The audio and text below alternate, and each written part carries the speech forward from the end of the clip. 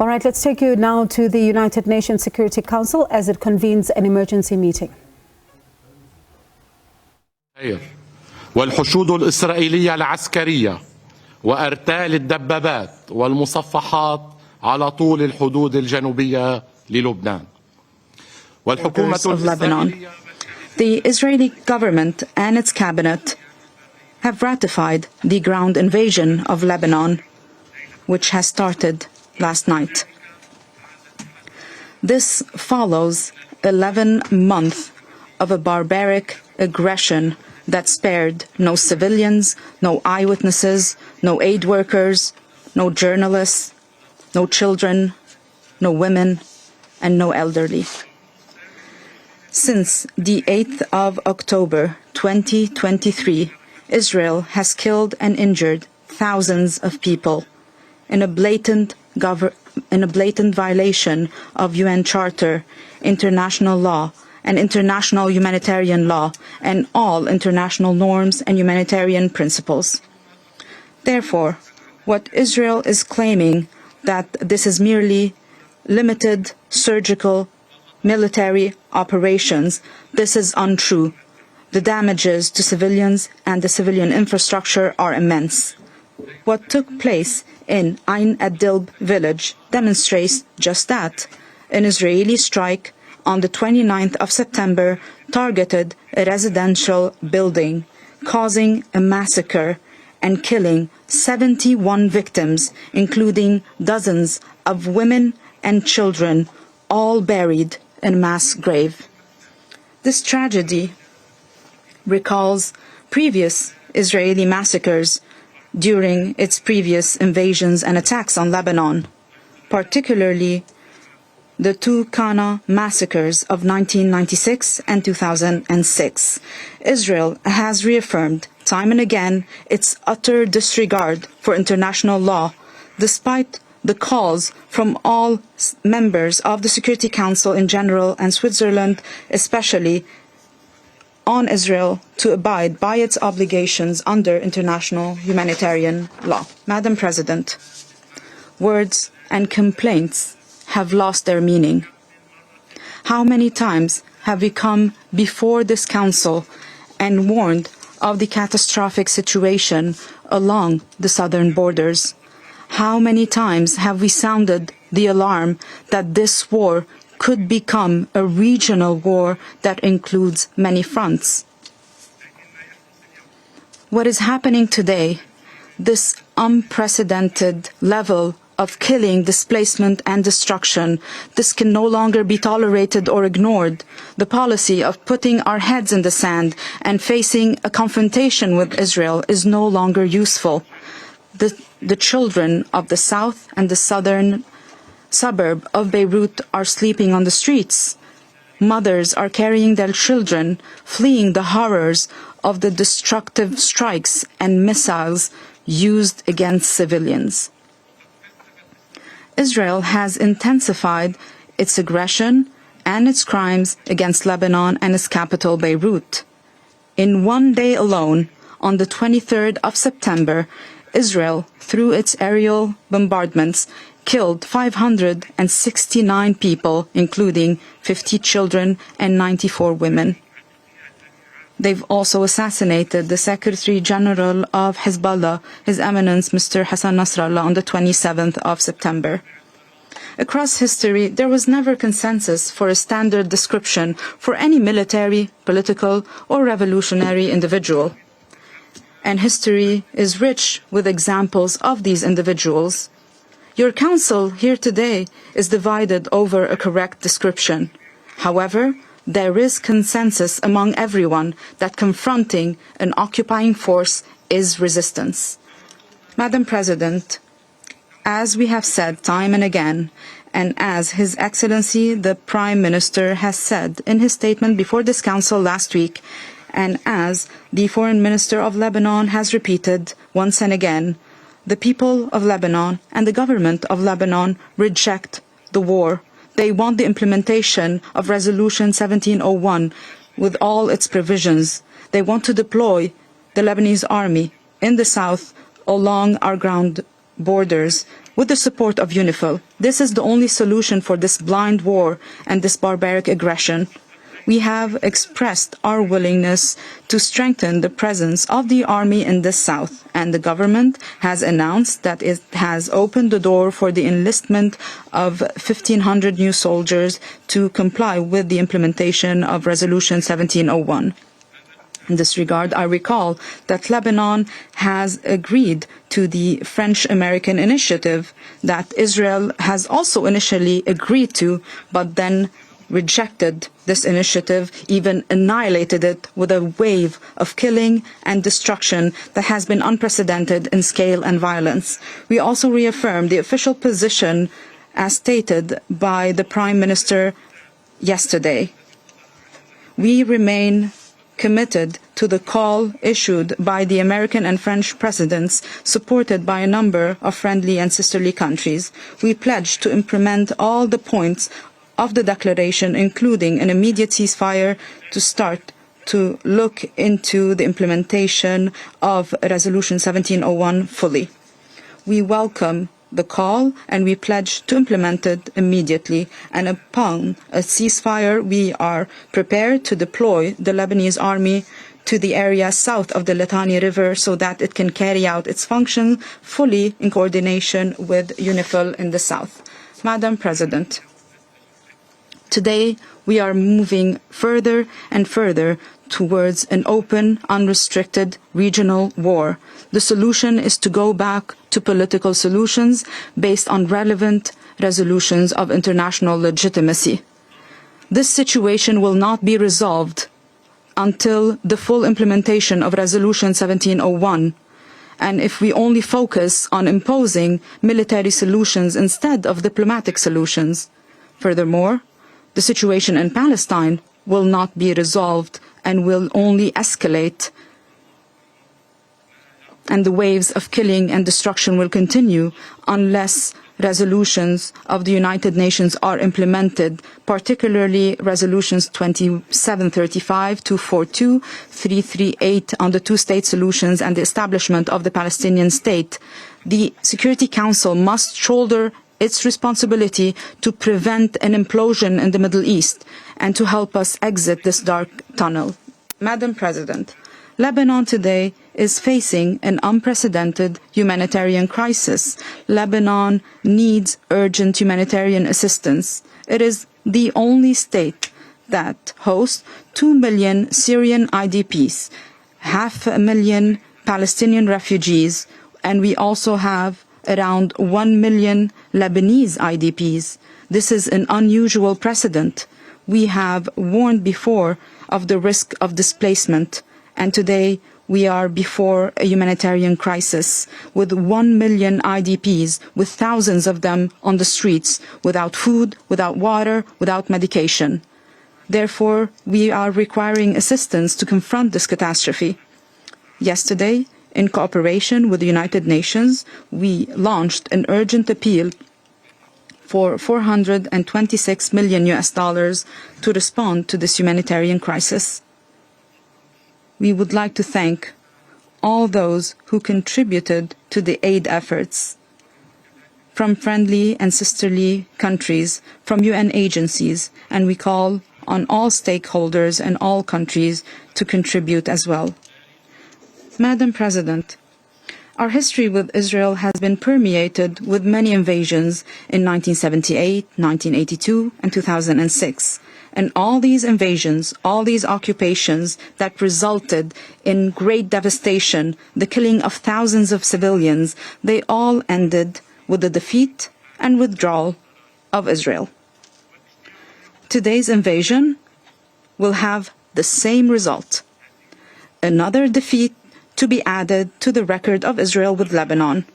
The land of the South recognizes its citizens, and our citizens in the South are rooted in their land. The olive tree that you burned with your white phosphorus will grow, will blossom, and bear fruit once again. And this consecrated land will reject any occupier for however long it takes. Madam President, Lebanon today is stuck between the Israeli destruction machine and the ambitions of others in the region. The Lebanese people rejects this fatal formula. Lebanon deserves life. Lebanon deserves life. Yes, Lebanon and the Lebanese people deserve life. I thank you.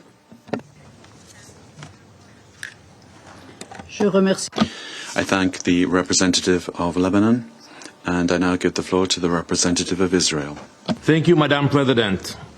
Last night, the Iranian regime launched a cold-blooded attack against 10 million civilians, Jewish, Muslim, Christian, men, women, and children of every faith. In an unprecedented act of aggression, Iran fired almost 200 ballistic missiles, forcing millions of people into bomb shelters. These scenes have not been witnessed since the Blitz in London. This was a deliberate attempt to strike at the very heart of our society, targeting the most sacred places in Israel, holy sites, mosques, synagogues, and churches. To Iran, there is no holy ground, no purity of life worth protecting. But even before the missiles rained down, the bloodshed had already begun. Just minutes before this assault, Palestinian terrorists opened fire on civilians, murdering 7 innocent people, young women, mothers protecting their babies, tourists. This is the reality we face every single day. Terror at our borders, missiles overhead, bullets in our streets. The Council must understand the situation Israel is forced to live in. We are under attack. This was not just an escalation. It was a direct assault on our very existence. The world watched silently as Iran funded and directed attacks against us for the past year, arming and training their proxies for decades, and the international community sat quiet. The silence, the routine call for de-escalation, only emboldened Iran. The result, last night's onslaught. Now the world must step up. Iran must pay a heavy price for this attack. Anything less is complicity. Do not be fooled by the fact that Israeli air defenses performed near miracles last night, saving countless lives beyond imagination. We also appreciate our partners for their assistance in defending against Iran's attack. Iran's failure does not diminish the evil behind their actions, the intentions. What we witnessed was nothing short of pure, unrestrained evil.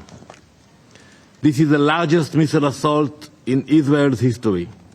They have openly launched hundreds of missiles into civilian areas. Today, the mask is off, and their evil is now laid bare for all the world to see. The Ayatollah's regime has revealed its true nature, not just as the world's greatest sponsor of terror, but as an active, direct aggressor. For years, Iran has armed terrorists and tyrannical regimes. We all know their weapons are responsible for the death of countless innocent civilians all across the globe, from Europe's war zones to terror attacks in the Middle East, from embassies in Latin America to assaults on US personnel. There is no corner of the world where Iran's blood-stained fingerprints cannot be found. They are not just Israel's enemy, they are an enemy of all civilized nations, an enemy to their own people who they brutally oppress, and an enemy to all nations they work to destabilize. Until now, they had largely operated in the shadows, using all their proxies, Hezbollah, Hamas, the Houthis. They carried out their dirty work. But last night, that mask was ripped away, the mask that their leaders wear in these very halls. Iran no longer hides behind others. They have proudly stepped into the open as the architects of chaos and destruction. And now the world can see their true face. Iran launched the largest ballistic missile attack in history, justifying it as a vengeance for the elimination of Hassan Nasrallah. That is the reason. In doing so, They relinquished any deniability and claimed full ownership over Hezbollah's actions. They say that. That is the reason for the attack, because of Nasrallah. So basically, they own the deeds of Hezbollah today. Let me remind you all. Allow me to remind you of some of Hezbollah's crimes against the world. In 1983, they bombed the United States barracks in Beirut, murdering 241 U.S. servicemen. That same year, they bombed the U.S. Embassy in Beirut, murdering 63. In 1992, they bombed the Israeli Embassy in Buenos Aires, killing 29 people and wounding 242. 2 years later, same place, Buenos Aires, they bombed the Jewish Community Center, murdering 85 and injuring over 300. Before 9/11, Hezbollah were responsible for more American deaths than any other terrorist organization. None of this even mentions the thousands of Lebanese people and Syrians that they brutally murdered at the altar of their tyrannical masters. In the past year alone, since October 8th, Hezbollah has launched over 9,000 missiles and rockets, over 1,000 anti-tank missiles and hundreds of attack drones. They have made over 70,000 Israeli civilians refugees in their own country. All the while, they have been attempting to infiltrate our communities, to commit an October 7th-style massacre. Behind every murder, every rocket launch, every plot stands the Iranian regime. Let me be clear. Israel will defend itself. We will act. And let me assure you, the consequences Iran will face for their actions will be far greater than they could ever have imagined. Let me ask the Council and the entire world, how would any of you react if faced with such an attack? What would any nation do if hundreds of ballistic missiles were raining down on your civilians, your cities, your places of worship? The scale of this attack is unimaginable, and yet Iran is determined to escalate further. This is not just a threat to Israel, this is a threat to the entire world. We will defend our people, and our response will be swift and decisive.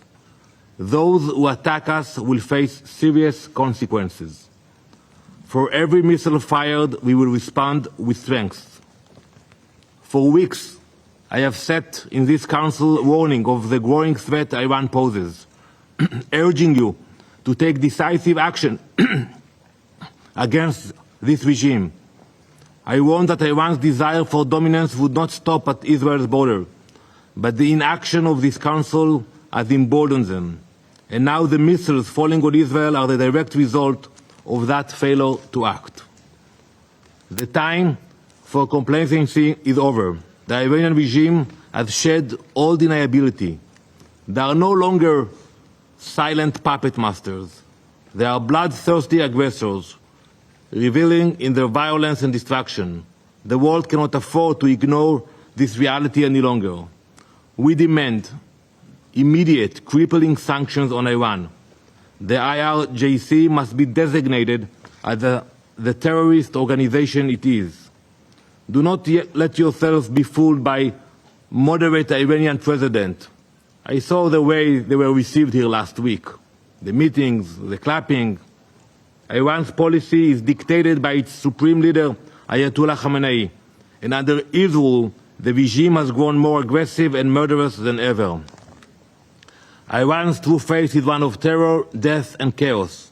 They do not care about life, they do not respect their own religion, and they have targeted their fellow Muslims without hesitation. The time for empty calls, for de-escalation is over. How can you do that? To equate Israel, a nation simply wishing to live in peace, acting in defense of its people, with an aggressor bent on our destruction, is not just wrong. It is a grotesque and immoral distortion of reality. This is not a conflict between two equal sides. This is a battle between a sovereign country defending its right to exist and a regime that seeks nothing less than our extinction. And I repeat what I said last time. We have no border with Iran. We have no dispute with them. Ask yourself why they spend so much money and energy to build those rockets and to attack us. What is the reason behind it? Calls for de-escalation is a false symmetry, an absurd equivalence between the protector and the destroyer. Tonight actually, the Jewish people will welcome the new year. The past year has been the most challenging in our country's history, but we will prevail. In this coming year, we will not stop until all 101 hostages are back at their families' tables. Let the world understand, Israel will defend itself, and will do so with justice and strength. Thank you, Madam President. I thank the representative of Israel, and I'll give the floor to the representative of the Islamic Republic of Iran. In the name of God, the compassionate, the merciful, we congratulate you, Madam President, for assuming the presidency of the Security Council this month, and thank you for the convening this emergency meeting to address the ongoing Israeli aggression against Lebanon and critical situation in the region. We acknowledge Slovenia for its successful conclusion of the presidency in September. Madam President, distinguished delegates, for a year now, the apartheid and occupying regime of Israel has continued its brutality in occupied Palestine with full impunity. And now this regime is extending its brutal aggressive war to Lebanon and targeting innocent people day and night across the border and deep inside the territory. The regime is pushing the region to the edge of an all-out unprecedented catastrophe. Israel has no intention to pursue peace or a ceasefire. Regrettably, the UN Security Council has remained paralyzed due to the United States' obstruction of any effective decision by this body. Unwavering support provided by the United States, United Kingdom, and certain Western states to Israel has given a carte blanche to this aggressive terrorist regime for all sorts of sinister behavior. No more than ever, this regime has become a serious threat to international peace and security. The only way to prevent further escalation is clear. Israel must immediately cease its war on Gaza, and its attacks on Lebanon must stop. Madam President, distinguished delegates, as we informed the members of the Council in our letter yesterday, the armed forces of the Islamic Republic of Iran launched a series of missile strikes targeting the military and security positions of the Israeli regime. Iran's action was in full accordance with the inherent right to self-defense under Article 51 of the UN Charter, and a direct response to the regime's repeated acts of aggression against Iran, including the violation of Iran's sovereignty and territorial integrity during the past months. Our invocation of the right of self-defense, followed by an extended period of restraint, reflects Iran's responsible approach to regional and international peace and security at a time when the illegal action and genocide carried out by this occupying apartheid regime against the Palestinian people, as well as its repeated military aggression against Lebanon and Syria, continue. Iran's missile strikes were a necessary and proportionate response to Israeli continued terrorist aggressive acts over the past 2 months. This includes the violation of Iran's sovereignty, the assassination of political leader of Hamas in Tehran and Iranian citizens, the targeting and wandering Iran's ambassador to Lebanon, and to recent assassination of Sayyid Hassan Nasrallah, the leader of the resistance and Secretary General of Hezbollah, and General Abbas Nil Furushan, an Iranian military advisor in Beirut. I wish to mention the key facts that clearly demonstrate Iran's action under self-defense is fully justified, lawful, and firmly grounded in international legal principles. On 1 April 2024, Israel presently attacked Iran's diplomatic mission in Damascus, Syria, in a blatant violation of international law, specifically the principle of inviolability of diplomatic and consular premises. Iran immediately sought the Council's condemnation. What was this body's response? Nothing. Rather than condemning Israel's act of aggression, the Council merely called for Iran's restraint and even refrained from issuing a press statement proposed by Russia. After 10 days of silence from the Security Council, Iran has no choice but to use its inherent right under international law to respond to this severe violation. On 31 July 2024, Israel committed yet another act of aggression by assassinating Mr. Ismail Haniyeh, Hamas political leader and the former Prime Minister of Palestine, while he was an official guest of the Iranian government in Tehran. This was a flagrant breach of Iran's national sovereignty and territorial integrity. Despite Iran's call for action, the Council again failed to act. Meanwhile, several states, including the United States, urged Iran to maintain restraint, citing ongoing ceasefire negotiations. We respected these calls for diplomacy, yet no ceasefire materialized and Israel only grew bolder. Again, we witness another heinous crime by Israel, this time through the detonation of communication devices targeting the innocent people of Lebanon. A larger number of innocent civilians were killed and injured, including Iran's ambassador to Lebanon. This was yet another manifestation of state terrorism. Following, Israel carried out a blatant act of terrorist aggression using US-supplied thousands-pound bunker busters to assassinate Sayyid Hassan Nasrallah, the leader of Hezbollah, and a symbol of resistance against Israeli occupation and aggression in Lebanon. This brutal attack resulted in the martyrdom of numerous innocent people, including Hezbollah leader and Iranian General Abbas Nil Furushan, while also leaving many civilians wounded. This egregious act underscores once more the regime's continued reliance on violence and terror. Madam President, the Islamic Republic of Iran has consistently pursued peace and stability for the region and called for an immediate ceasefire and the cessation of civilians' casualties, a position we have maintained for over a year.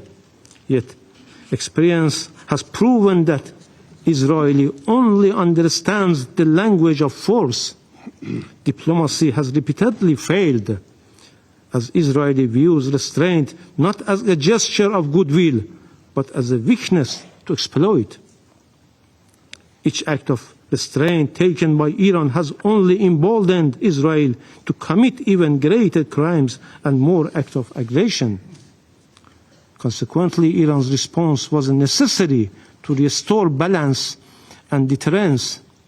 Israel must understand that each act of aggression it makes is not unpunished and will be met with consequences. This is the cost this regime must bear. Contrary to the regime which consistently considers innocent civilians and civilian infrastructure as legitimate target for aggression and massacre, Iran's response has only targeted the regime's military and security installation with its defensive missile strike, because the Islamic Republic of Iran is grounded in ethical principles and noble teaching of Islam and full compliance with the principles of distinction under international humanitarian law. Madam President, distinguished delegates. The international community cannot afford to remain silent. We reiterate our call on this Council to respond with urgency and determination. The Security Council must intervene to stop Israeli continued aggression and war crimes against Lebanon, Gaza and Syria, and to prevent the situation from escalating into a full-scale regional war. Furthermore, the Security Council must force Israel to comply with its obligation on the resolution this body adopted. Israel must fully implement Resolution 1701. Finally, Madam President, we strongly warn against any further act of aggression by Israeli terrorist regime against our national security and vital interests. Iran is fully prepared to take further defensive measures if necessary to protect its legitimate interests and defend its territorial integrity and sovereignty against any act of military aggressions and the illegal use of force. In this regard, Iran will have no hesitation. In conclusion, the regime of the United States and the United Kingdom regime, notorious enablers of the Israeli regime, along with France, have once again cynically attempted to justify Israeli heinous crimes under the guise of self-defense, shifting the blame onto Iran. While the Israeli regime must be held accountable for the atrocity crimes and cannot disregard the U.S. complicity in Israel's crimes. Israel's warmongering relies on U.S. regime, military support and political backing. American weapons constitute the major part of Israeli weaponry and ammunition used in Gaza, and therefore the United States is implicated in every aspect of Israel's atrocity. The vast majority of bombs Israeli drops on Gaza and Lebanon are U.S.-made. The U.S. regime even provides Israel with jet fuel. The U.S. has sent so many arms to Israel since October 7 that the Pentagon has struggled to find sufficient cargo aircraft to deliver the materials. If there were even a shred of honesty in their concerns for the loss of innocent people lives in Gaza or Lebanon, or for the spread of war across the region, they could easily strip Israel of the tools it used to commit those atrocities, yet their actions reveal their true intent to embolden Israel's criminal actions. I thank you. I thank the representative of the Islamic Republic of Iran. I now give the floor. And that is the emergency sitting there of the UN Security Council, of course, against the backdrop of the escalating tensions there in the Middle East. Very fiery statements from all sides. We heard from Iran. We've also heard from a number of others, Israel speaking there. But just now, the representative from Iran concluding, saying that their strikes were justified, lawful, and reminding us that there has been, according to them, serious provocation on the side of Israel. They reminded us of what happened to the consulate in Damascus in Syria, reminding us of the killing of Ismail Haniyeh in Tehran, saying that they've consistently been provoked, and this time they had to act to show, as well as a country, that they can assert themselves in this conflict that has been bubbling under. And of course, just before the Iranian representative there, we also heard from Israel. And Israel saying that it is under attack, and saying that this was not just an escalation, but a direct attack on Israel's existence, and further saying that Israel will continue to defend itself, and I quote, "The consequences will be greater than Iran could ever imagine." That was what the Israel representative said there, and saying that Iran is now bloodthirsty aggressors and simply not just puppet masters.